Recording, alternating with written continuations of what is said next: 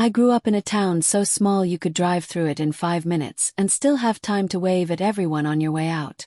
The kind of place where everyone knew what kind of car you drove. And if you came home late, someone's aunt probably told your mom before you even stepped through the door. The air always smelled like pine and distant rain. And in the summer, the roads shimmered like heat had secrets to tell. We didn't have malls or fancy cafes, but we had Friday night lights, bonfires by the lake, and people who believed they'd always stay where they were born. And then there was Ethan. He wasn't the loud type, never the center of attention, but there was something magnetic about his calm. When everyone else rushed, he lingered. When others filled silence with noise, he just looked at you, really looked. And somehow that felt louder than words. I used to think I'd never leave that town. But sometimes one person can make you want to see the world, and also make you afraid to go. We fell in love quietly.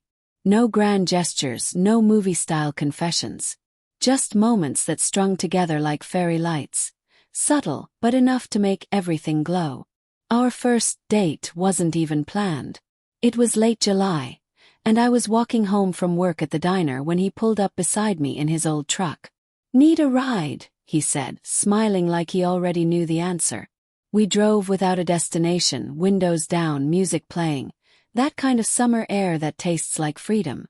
He took me to a lookout spot on the hill, where you could see the whole town below. It wasn't much, but to us, it looked like a galaxy of tiny lights. That night he said, "I don't know where I'll end up, but I hope wherever I go, it feels like this." We spent the rest of that summer building our own little world. Cheap coffee dates, watching movies on his laptop in the back of the truck, dancing barefoot to songs only we knew. He once wrote my name on the fogged window after a rainstorm. I laughed, he said. "Now you're part of my weather." We were so young, the kind of young that thinks love can fix anything. But even then, I think we both knew that the world outside our town was waiting. Started with small changes. I got accepted into a photography program in the city, the one I'd dreamed about since I was 15. Ethan was proud of me. He hugged me so tightly that night I thought we'd never let go. But pride has a quiet sadness when it means goodbye. He stayed behind to work with his uncle, learning mechanics, saving money. "Just for a while," he said. "Then I'll come join you."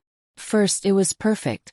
We called every night, sent pictures, said, "I miss you," like it was a heartbeat. But distance changes the rhythm of love. Messages turned shorter. Calls came later. Sometimes he'd say, "Sorry I fell asleep," or "Work's been crazy." Sometimes I'd scroll through photos of the city, wondering why I didn't feel as happy as I thought I would. One night he said, "You sound different lately. Like you're already somewhere I can't reach." I didn't know what to say. 'Cause maybe he was right. We weren't fighting. We were just fading. The city was everything I thought it would be. Loud, alive, unstoppable. I was learning, creating, growing. I should have felt fulfilled. But every time I took a photo, I caught myself wishing he could see it. He came to visit once. I met him at the train station. He looked different, older somehow. We spent the weekend walking around like strangers, pretending not to be. The city overwhelmed him, and I felt guilty for loving it. That Sunday night he said, "You belong here more than I ever will." It broke something inside me because he wasn't angry. He was honest. We promised to stay in touch, but promises can't survive silence. Slowly the calls stopped. The texts stopped. Until one day, I realized we hadn't spoken in weeks. I didn't even remember the last "I love you." Years passed. I built my career, moved apartments, made new friends. Sometimes late at night, I'd scroll through old photos. That summer by the lake, his smile, our world that fit into one small town. There were times I almost called him. Birthdays, holidays, random moments when I saw a truck like his. But something always stopped me. Maybe pride. Maybe peace. Then, one day I saw his name again on social media. A photo, him, standing in front of a small garage, grease on his hands, that same half-smile. Next to him was a woman, holding a baby. My heart didn't break. Softened. Because for the first time I realized we both found what we were looking for, just in different places. He had roots. I had wings. And maybe that was always how it was supposed to be. Sometimes I wonder if he ever thinks about that summer. The dock, the fireflies, the sound of rain on his truck's roof. Hope he does. I never told him how much his love shaped me. How it taught me patience, kindness, and that quiet doesn't mean empty.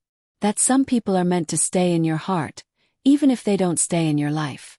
If I could send him one letter, just one, it would say this. Thank you for being my first home. Thank you for loving me before I knew how to love myself. I thought we were a beginning, but maybe we were a lesson, the kind that stays forever. Now, when I walk through the city camera in hand, I sometimes catch a sunset that looks exactly like that one from our small town. And for a moment it feels like he's there, sitting beside me, quiet, steady, smiling that same smile. I've learned that love doesn't always mean forever. Sometimes it just means once. Once, deeply, truly enough to change you. And that's okay.